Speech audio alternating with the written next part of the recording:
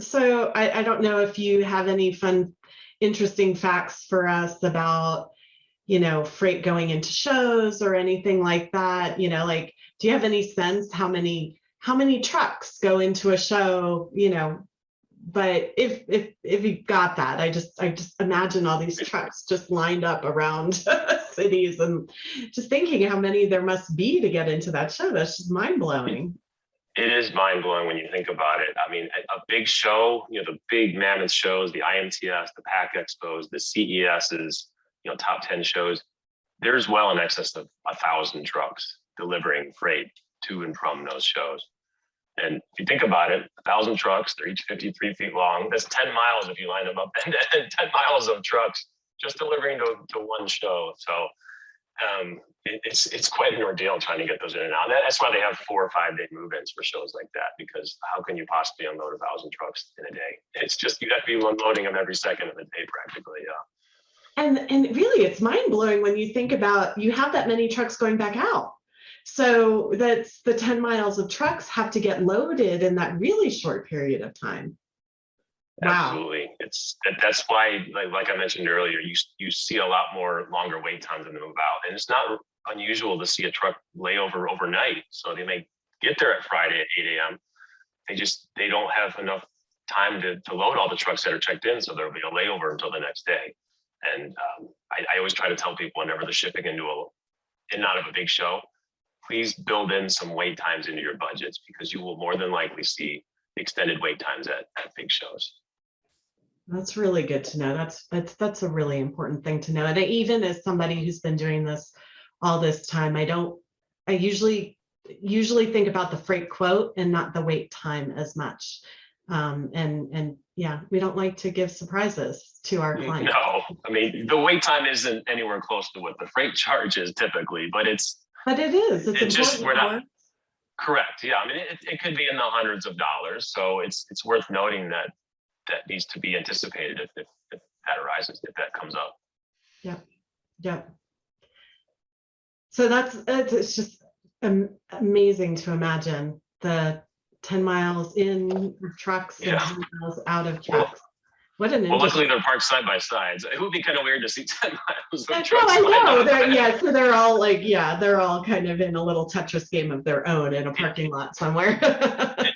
It's a good visual, because the other visual I like to give people about the container backup at the Port of Long Beach is at one point there were 60 container ships, each with 12,000 containers. If you line those containers up end to end, they would travel from Los Angeles to New York and halfway back to Los Angeles. That's how many containers are sitting on the water waiting to get unloaded in the biggest port in the country. So is that right now? Kind of gives, it's a little lower than it was. It's starting to go back up because of the holiday shipping I mentioned. So it was up to 6. I don't know the exact numbers. It was up around 60 container ships, each with 12,000 containers, and it dipped, and now it's starting to come back up. So that just kind of gives you a sense of why freight in the Southern California area is just kind of turned on its head right now.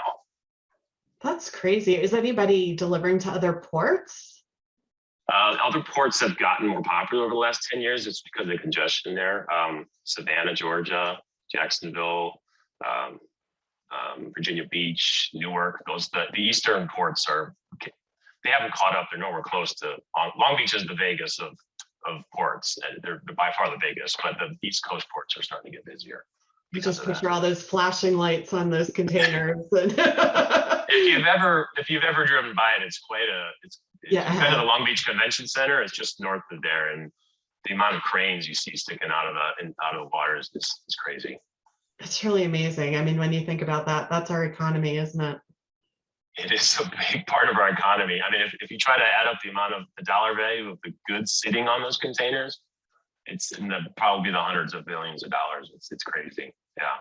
It's amazing. It's amazing. Yeah. So this is sort of my last question for you. What's one thing you know now but wished you learned sooner in your career? I could go a million ways with that question. There's so many. For starter, I wish I had known this was coming a year and a half ago. Oh, yeah. Okay. Yeah, I know. Nobody saw that coming. That was interesting. But for me, or especially early on in this job, is I took mistakes hard, and you make a lot more mistakes when you're younger and early in a job. So I think you need to realize nobody's perfect. No company is perfect. Companies will make mistakes. People will make mistakes, and you just can't sweat them. The mistakes are what lead you to learn how to correct those mistakes. So you have to make mistakes in order to know how to fix them. So luckily they aren't happening as much anymore, but I wish I hadn't been so hard on them. And I'm sure a lot of people share the same problem. It's you expect perfection and demand perfection, but nobody is ever perfect. So I just think it's important to know that, especially being in a service industry, and a relationship industry, knowing these people for 16 years now, they know that if you do make a mistake, it's okay. We know you. We know you're going to fix it. You're going to be available and communicate throughout the process and be honest. And we will get through this. It's not the end of the world. We will get through it. Every shows will go on, literally, and we will all come out better because of the mistakes. We're all really good problem solvers, and we have to learn that one baby step at a time, and each of those steps often has a little painful story with it. I am especially impressed about how many problems are solved during a setup of a booth, because nothing ever goes perfect during a setup. There's something missing, or something wasn't set up right, or whatever. And you guys are literally solving hundreds of problems over the course of a day or two. So I definitely respect what you guys do on the show floor.